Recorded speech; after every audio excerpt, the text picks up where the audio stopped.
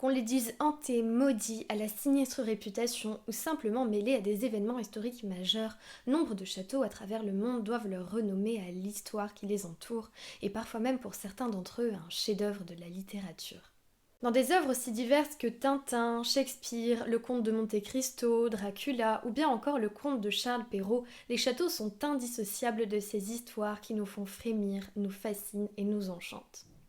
Si vous rêvez de découvrir ces mystérieuses bâtisses dans lesquelles vos héros préférés ont tantôt ri, tantôt souffert, tantôt aimé ou même tantôt tué, je vous propose aujourd'hui de partir à la découverte des châteaux, les vrais bien sûr, les plus célèbres de la littérature.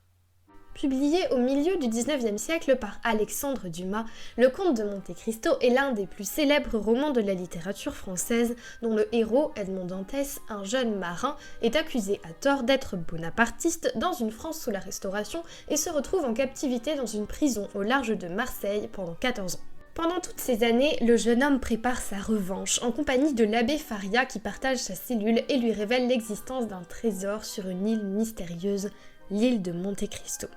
Après une palpitante évasion, le jeune marin découvre le trésor, prend le nom de comte de Monte Cristo et met en action sa longue vengeance contre ceux l'ayant injustement envoyé en prison et l'ayant séparé de la belle Mercédès avec qui il aurait dû se marier.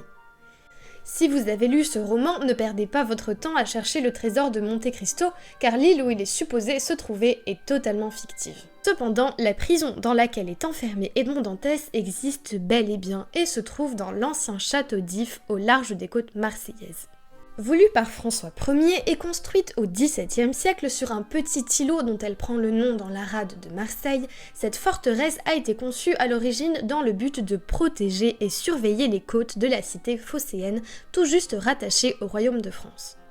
Mais très vite, une trentaine d'années seulement après sa construction, le château prit une autre fonction, à l'instar d'ailleurs d'une autre forteresse maritime française, le Fort Boyard, et devient ainsi une prison d'État jusqu'en 1871. On y emprisonna tous ceux considérés comme des opposants au pouvoir, comme les protestants au XVIIIe siècle après la révocation de l'édit de Nantes par Louis XIV, ou encore les nombreux prisonniers politiques républicains sous le Second Empire. Évidemment, comme les autres prisons d'État de l'époque, les conditions de détention y varient considérablement selon la fortune du détenu. Dans les geôles du rez-de-chaussée, l'espérance de vie moyenne est de 9 mois, tandis que dans les cellules les plus spacieuses situées à l'étage, les conditions sont plus clémentes. S'il n'a pas spécialement brillé dans l'histoire en tant que forteresse, le château d'If a marqué les esprits en tant que prison, tant les conditions y étaient atroces, avec une promiscuité favorisant le développement de maladies et l'absence de lumière de jour comme de nuit pour les prisonniers, tant et si bien qu'on qualifia ce château de pire endroit sur Terre. Sa réputation est aussi liée à cette situation exceptionnelle, sur un îlot entouré par les eaux et inaccessible qui n'est pas sans rappeler la célèbre prison américaine Alcatraz où Al Capone fut enfermé. Parmi les prisonniers les plus célèbres de la prison d'If, on retrouve Mirabeau, enfermé sous demande de son père, Auguste Blanqui, révolutionnaire socialiste, et Kléber, général de Napoléon pendant la campagne d'Égypte. Mais l'œuvre d'Alexandre Dumas n'est pas liée qu'à ce seul château d'If. Car bien que je vous ai déconseillé de chercher le trésor de Monte Cristo, car l'île sur laquelle il se trouve est fictive, il existe pourtant bel et bien un château du même nom et situé en Île-de-France. Ne vous attendez pas à trouver une ancienne forteresse médiévale d'un riche comte, il s'agit d'une construction néoclassique réalisée par Alexandre Dumas lui-même à la suite du succès de son roman, et où il installa son cabinet de travail dans un pavillon néogothique nommé Château d'If, peut-être pour faire un jeu de mots sur son travail, qui serait un genre de prison. En tout cas, il ne profita pas vraiment de son splendide château, puisqu'à la suite de problèmes financiers, il dut le revendre 2 ans à peine après l'avoir fait construire. Et oui, les écrivains ne sont pas très doués financièrement, mais on en reparle un peu plus tard. On reste en tout cas sur la Côte d'Azur, puisque le château d'If n'est pas le seul édifice de Marseille ayant inspiré la littérature.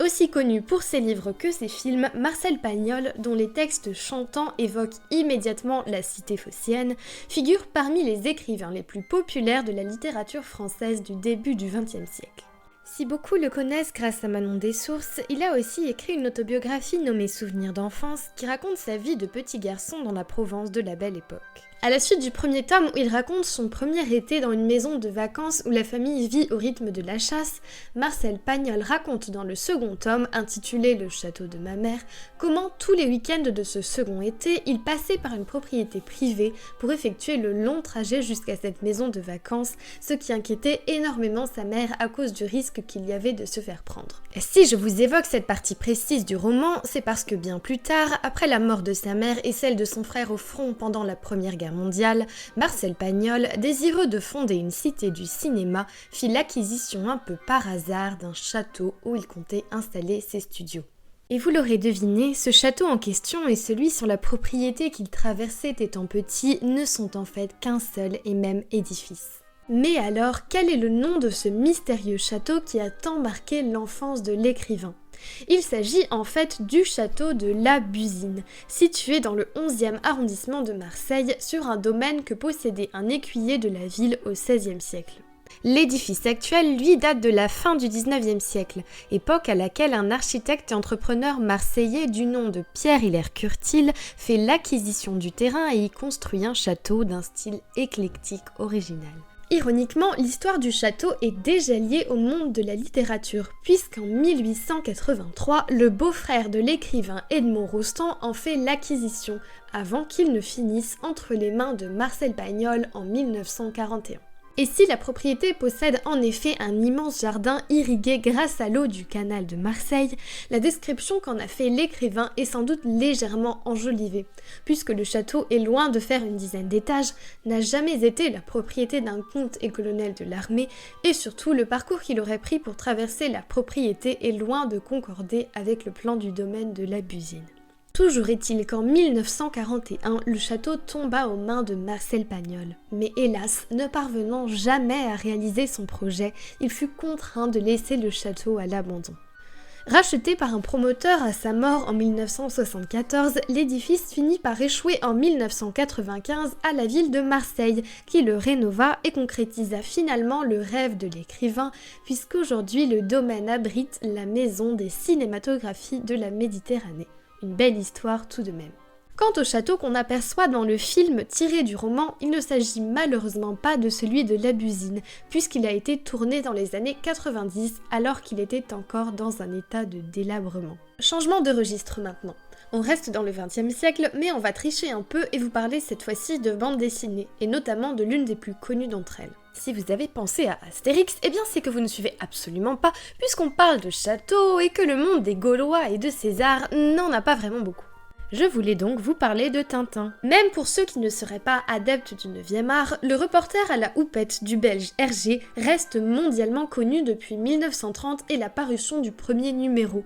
tout comme son fidèle chien Milou, le sanguin capitaine Haddock et aussi l'extravagant professeur Tournesol. Si vous connaissez un peu ce scientifique loufoque, vous savez d'ailleurs qu'il est indissociable du château de Moulinsart, qui fait sa première apparition dans Le secret de la licorne avant d'être racheté par le professeur Tournesol et que la joyeuse équipe y élise domicile à la fin du trésor de Rackham le Rouge, découvrant au passage que le dit trésor dont ils étaient à la recherche se trouve en fait à l'intérieur d'un globe terrestre en pierre qui était abrité dans la cave. Ce château, qui n'existe pas vraiment, désolé, est en fait inspiré d'une demeure de Sologne, le château de Cheverny, Hergé faisant le choix d'ailleurs de l'amputer de ses deux pavillons latéraux. Mis à part son lien avec la bande dessinée Tintin, cet édifice de style Louis XIII possède aussi plusieurs particularités qui le rendent remarquable. Un mobilier d'origine, fait extrêmement rare dans la France d'après la Révolution, durant laquelle de nombreux châteaux ont été pillés, ou bien encore le fait qu'il appartienne à la même famille depuis plus de 6 siècles. Mais la particularité la plus remarquable de ce château se trouve dans l'histoire qui mena à sa construction, dont l'intrigue se déroule durant le règne d'Henri IV et implique d'ailleurs le roi en personne. Elle met en scène un personnage à peu près tout aussi colérique que le capitaine Haddock, le gouverneur de Blois, Henri Hureau, qui a élu domicile ici avec sa femme qu'il épousa à l'âge de 13 ans au passage et qu'il a l'habitude de littéralement cloîtrer lorsqu'il part en campagne pour éviter qu'elle lui soit infidèle. Mais dans la plus triste ironie possible, la rumeur de l'infidélité de sa femme gagne rapidement la cour, à tel point qu'un jour, lors d'une soirée dans le palais du Louvre en compagnie du roi, Henri IV se permet de faire un signe de corne derrière sa tête pour provoquer l'hilarité générale à la cour en mettant à jour le cocufiage d'Henri Hureau. Hélas, ce que le roi n'avait pas vu, c'est que le bougre se trouvait devant un miroir et qu'il découvre ainsi l'existence de ces rumeurs, qu'il juge assez probable pour foncer immédiatement dans sa demeure de Sologne et surprendre le jeune page qui se tapait sa femme. Après l'avoir achevé sans plus de cérémonie, le mari cocu court jusqu'à sa femme et lui propose alors un choix. Mourir de son épée ou mourir de poison. L'histoire ne dit pas ce que la malheureuse choisit, mais elle rendit son dernier soupir 1 heure plus tard. Et cette mésaventure remonta aux oreilles d'Henri IV, qui, bien que coupable, n'apprécie pas du tout cette justice expéditive et confine Hureau chez lui sous bonne garde. Les années passant, désormais boudé du roi alors qu'il lui était un conseiller fidèle, il se remaria, et désireux d'effacer toute trace de ce passé honteux, il détruisit entièrement le vieux château pour faire construire l'édifice actuel par l'architecte Jacques Bougier. La dimension dramatique de cette histoire contraste très fortement avec le ton un peu plus léger de la bande dessinée, mais nul doute qu'Hergé s'est inspiré de ce genre de légende pour doter son château de Moulinsart de sa propre histoire et le rendre plus réel à nos yeux. Raconté par Charles Perrault à la fin du XVIIe siècle, La Belle au bois dormant est un célèbre conte pour enfants reprenant une histoire populaire depuis le Moyen-Âge se rattachant à la légende arthurienne et déjà couchée sur papier par Giambattista Basile dans Soleil, Lune et Thalie 40 ans auparavant. L'histoire, vous la connaissez. À l'occasion du baptême de leur fille, un roi et une reine invitent des fées marraines à venir se pencher sur son berceau pour accorder chacune un don à la princesse, jusqu'à l'arrivée d'une vieille fée qui, fâchée de ne pas avoir été invitée, lance une malédiction à la princesse, laquelle devra ainsi se piquer à un fuseau le jour de ses 16 ans et en mourir. Malédiction heureusement atténuée par la dernière fée cachée dans un coin qui décide que la piqûre la plongera seulement dans un sommeil long de 100 ans brisé par le baiser d'un prince. Malgré cela, le roi affolé décide de faire disparaître tous les fuseaux du royaume, à tel point qu'on se demande comment l'industrie du textile dans ce pays a réussi à survivre, mais malheureusement pour lui et heureusement pour l'intrigue, la jeune princesse découvre par hasard un vieux fuseau qui n'avait pas été détruit dans une tour du château. Lorsqu'elle se pique, puisqu'apparemment ses parents n'ont pas pensé à lui préciser de ne jamais s'approcher de ce genre d'engin, c'est tout le royaume et ses habitants qui sombrent dans un sommeil de 100 ans. Maintenant, certains petits malins ont sans doute déjà entendu une version de la suite de cette histoire, dans laquelle le prince ne vient non pas réveiller la princesse en lui délivrant un baiser sur la bouche, mais en la violant dans son sommeil. Et pour ceux qui l'ignoraient, sachez qu'il existe bel et bien une version dans laquelle la princesse est violée et tombe même enceinte dans son sommeil.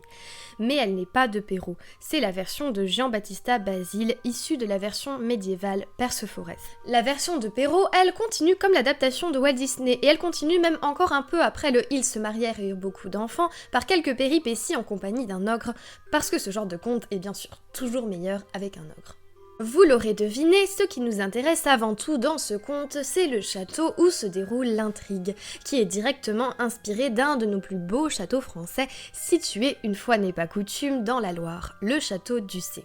Charles Perrault y effectua plusieurs séjours, durant lesquels il trouva l'inspiration pour son conte, et c'est dans l'architecture unique de ce château, notamment la grande salle où il avait assisté à un banquet, qu'il puisa les détails qu'il nous livre. Et il est vrai que quand on le voit, difficile de ne pas s'imaginer dans un conte de fées, puisque le château d'Ussé se distingue par son architecture qui associe une partie construite au XVe siècle de style gothique, une partie Renaissance datant du XVIe siècle et une partie classique datant du XVIIe siècle, un mélange savoureux de styles.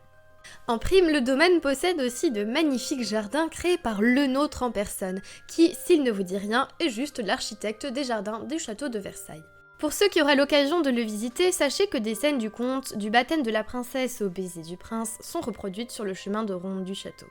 Ce qui me permet de faire la transition avec un autre écrivain incontournable du XIXe siècle, Honoré de Balzac, et l'un de ses romans les plus connus, Le Lys dans la vallée.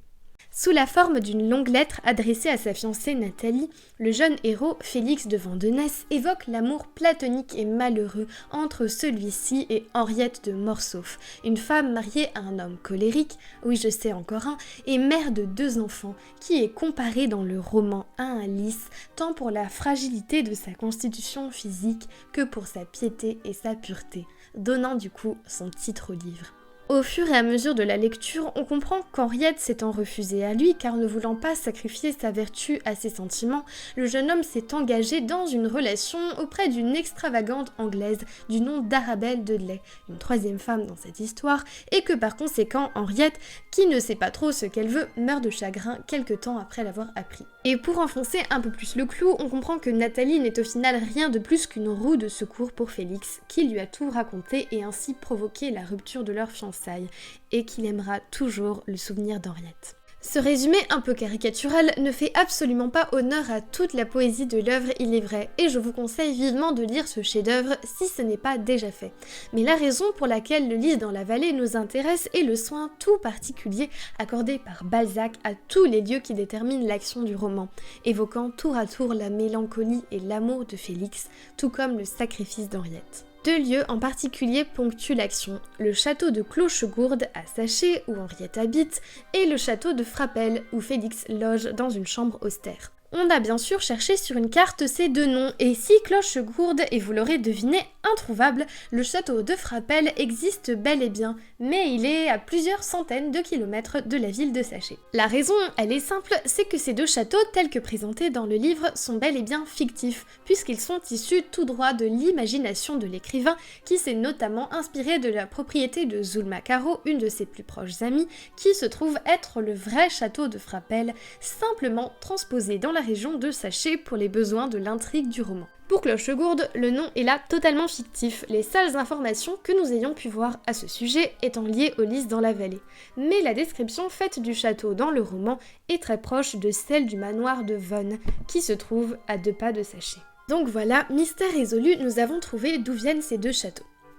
Évidemment, il en reste un 3e dans le roman, le château de Saché, qui lui donc est bien réel, fidèlement décrit par Balzac et situé au bon endroit. Le contraire aurait été étonnant en même temps. Le choix d'y situer l'intrigue du Lys dans la vallée n'est pas anodin, puisque Balzac y a vécu de nombreuses années, étant très proche du propriétaire, Monsieur de Margonne, ami de la famille et qui considérait Honoré même comme son fils, les rumeurs voulant même que le frère de l'écrivain soit un fils illégitime du châtelain, mais ça on n'en est pas très sûr. Au château, il séjourne dans une chambre austère, rappelant d'ailleurs celle dans laquelle vit le héros du roman Félix, et il y écrit plus d'une dizaine d'œuvres étant inspirées par le calme et l'ambiance solitaire et mélancolique du château qui sont fidèlement retranscrites dans le Lys dans la vallée. On attribue souvent à Balzac d'être l'un des auteurs français les plus prolifiques, car il est vrai, on ne compte pas ses œuvres par dizaines, mais plutôt par centaines, ruinant sa santé pour écrire entre 12 et 16 heures par jour. Mais il était surtout quelqu'un dont l'argent lui brûlait entre les mains, et c'est aussi par intérêt qu'il écrivait tant dans le but de payer ses créanciers. Triste ironie du sort, Balzac meurt le 18 août 1850 dans une maison de la rue Fortuné. Si, je vous jure. Quant au château de Saché, après être passé dans les mains de plusieurs familles, il abrite aujourd'hui un musée consacré à l'écrivain. Et voilà, la boucle est bouclée. Bon, bien évidemment, il y a beaucoup d'autres châteaux qui ont marqué l'histoire de la littérature, ne serait-ce que le château de Châteaubriand à Combourg par exemple, et on ne compte pas non plus évidemment tous les lieux qui ont longuement été décrits par les écrivains les plus célèbres dans leurs œuvres. Et d'ailleurs, la littérature française n'est pas la seule à avoir parlé de ces mystérieuses bâtisses auréolées d'un parfum de mystère, de frisson ou de meurtre, et des œuvres comme Frankenstein ou bien encore Macbeth vous dites sans doute quelque chose. Mais comme il est déjà temps de nous quitter, je vous donne rendez-vous très vite pour la seconde partie de cette vidéo avec encore plus d'émotions fortes garanties.